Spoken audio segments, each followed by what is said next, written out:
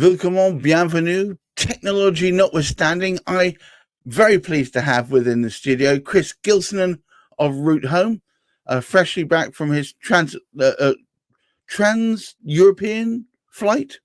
I think you Yeah. were. That's it. That's Yeah, fair. not Atlantic. Yeah. That's. I was going to say transatlantic. Back in Blighty, ready for another one of these sessions where we talk about what is irritating or what is happening within Route Home right now. So I believe today we're going to talk about some of the growing pains that you're going through as a business. Yeah. And perhaps we could even talk about what the stimuli for those growing pains are. I think the stimulus for the growing pains just continued success in what we're doing. So we're having a Good. good run of what we're doing. And things we're getting very good traction with the our project pipeline, our delivery of those projects. So things are healthy. The challenge that we have as a very small business, I guess, is we don't have much back office. So lots of it goes squarely on our shoulders, mine and Leon's shoulders. So it's how we juggle that at the moment. So we've been selling a lot to overseas clients as of late, and the inquiries are just off the charts. So I'm spending maybe half my week dealing with buyer inquiries, which is not where I should be in terms of what I'm doing in the business. Well, have you considered some sort of VA who can help you manage all this bits and pieces? Yeah, I think as part of that growth period, we have a VA already. We have an Right. assistant who's doing some back office and some admin. She actually her focus primarily is on lead generation, which is absolutely crucial. So what she does is so important for our business, and it keeps the funnel filled at the front end. So yeah, it's like we're now at that tipping point where if I'm spending half my week on low level activity rather than focus on the high value stuff that I should be focused on in my business, it's time to recruit. So that's where we're up to at this point in time. So well, And let's talk about what that sort of person would be doing. The person you'd need to alleviate these growing pains. yeah, What would they be doing? so at the moment, as soon as we get a deal agreed, I'm creating some sort of packaging for it, whether it's for our potential investors or whether it's for our buying clients. So we're packaging up every opportunity that we get that's agreed. We've been doing between 1 and 2 deals a week since the start of this year. So that's a chunk of time in itself. It's not a huge amount of work because we use pre-existing templates. We use WordPress on the back end to package everything up, and we have financial templates that we know what. So it's just you're following a cookie cutter pattern there. So deal packaging is fairly basic, and then some of the campaigns that we send out, we use mailing lists to send everything out to our clients. So again, it's just setting up a mailing campaign once the packaging is ready and the targeting is already done. So it's choosing which group of individuals to send out deals to, and then after that, it's fielding inquiries that come in. So at the moment, I'm managing inquiries that come in and all the questions that are around that across a couple of different channels. So primarily, again, email, and then also over WhatsApp for people who want to communicate over WhatsApp a little bit. After that, where we are selling deals to other parties, then there's a matching process. We've got to go through a series of checks. They've got to provide us with documentation, like who are you, all the anti-money laundering stuff. Do you have the money to buy this deal? All the proof of funds. Do you have a solicitor in place? Do you have your lending in place if you're using lending? Yada yada yada. And then babysitting those transactions all the way through the process. So actually getting them into legals, switching out us as the buyer where we might have another buyer, and then doing all the follow-up to the legal process. So making sure that nothing falls out of bed, arranging surveys for us or for the property that we're looking at, and all the fallout that normally goes off the back of a survey, because then we have an extended process of, well, something's not quite right, so we may have underestimated some of the costs in it, and then we go back and have a renegotiation with the agent or with the vendor. So lots and lots of moving parts that I don't really need to be involved in the most of. But there's a lot of balls juggling, right? Yeah, And huge amount, huge amount. So if you scale that up across dozens and dozens of transactions, that starts getting really busy. can software come to the rescue? I think, yeah, I mean, we've got a software stack anyway. Um, I'm not sure how AI could come to the rescue. If it could, I'm all open. I'm open to the concept of whether it can throw some stuff together. But I think where it's at the moment, it's more about using it as a framework, right, rather than the finished article. But yeah, that could certainly help. But I think we need manpower at this stage. So it's another body on the ground actually being able to do lots of the stuff that I'm doing, to take me away from that and then focus on the higher level activities. Would you need personnel to actually visit sites or manage sites for you? Nope, none of that. Anyone could do it sat in front of a computer. You need a computer and a headset. That's it. And an internet connection, obviously. Of course. How funny is it not, Chris? If I said to a property developer some 20 years ago that one of the most important elements that could be part of their business would be a solid internet connection, I think they'd laugh at me. Yeah. How the world has changed. It's become so important that level of connectivity that how the tides have shifted in terms of our internet usage has become completely intertwined with how we operate. Yeah, it's both in a commercial and personal level. Yeah, it's very, very important now. So the way in which property management and so on is transpired in the areas of England that you work in particularly, has that changed, and has that been a pressure on you within this new business framework? As all this new business starts flying in, that means plate spinning at the front end, and if the back end isn't securely and easily manageable, that could easily lead to misery. Yeah, the great thing about the strategy that we're currently pursuing in the social housing sector, working with these registered providers, is that the leases that we set up are quasi FRI, fully repaired and insured, which means that the provider deals with a lot of the things that go wrong in that property. So if we were operating a portfolio in the professional sector, for example, we'd expect it to be dealing with a lettings and management agent who would be fielding responses, and then we'd have some back office interface with them.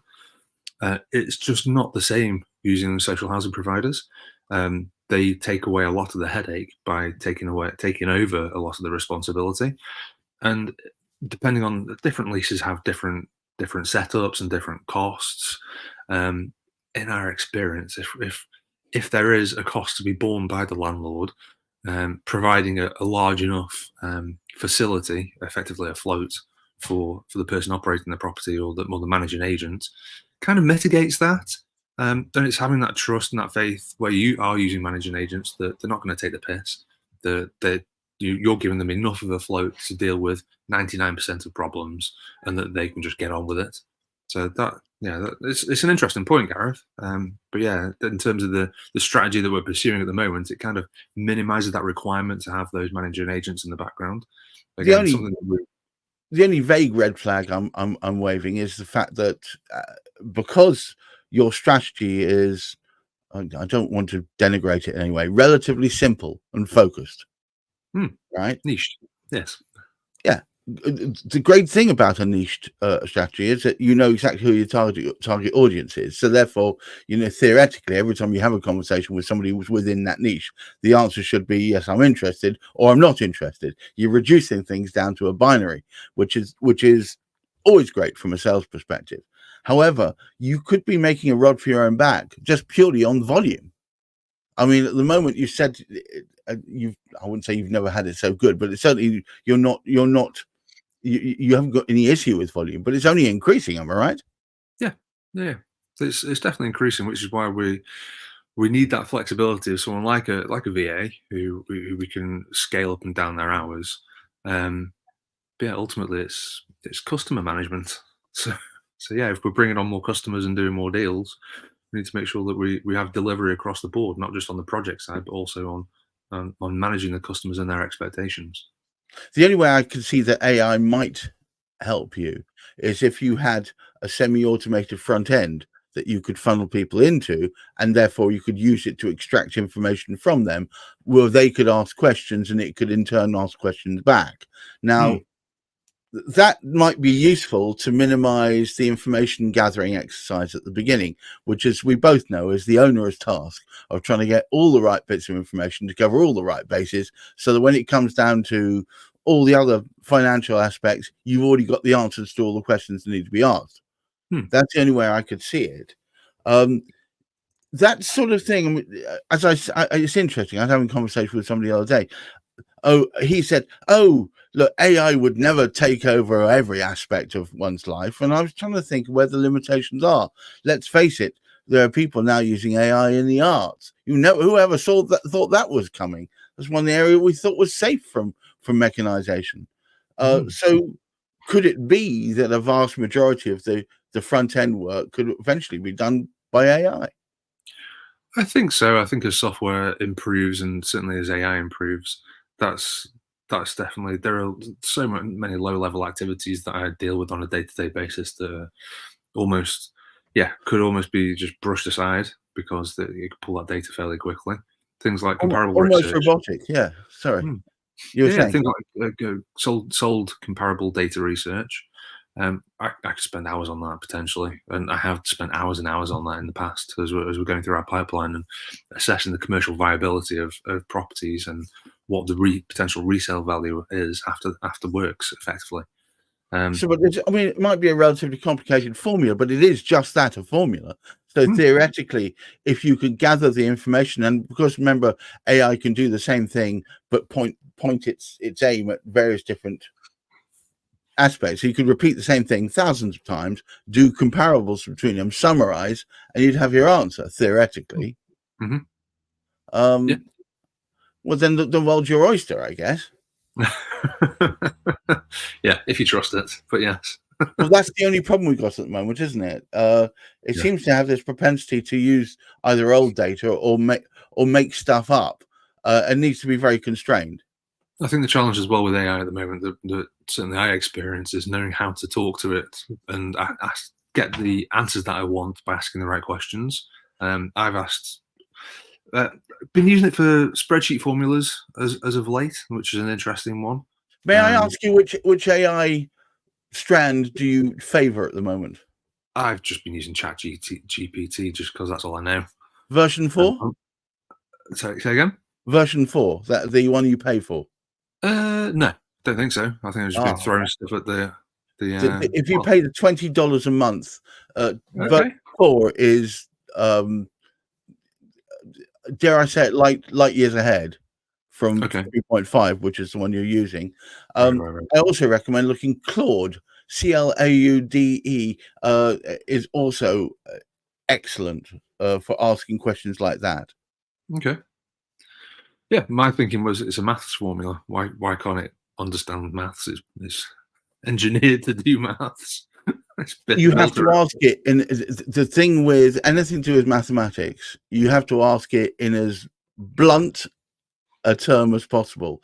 Any nuance, and it will assume it's humans trying to use euphemism to protect against any other inadequacies, and that can create large rabbit holes down which everybody can jump.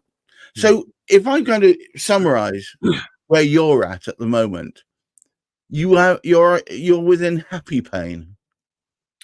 It's definitely a good problem to have where we're up to at the moment. Yeah.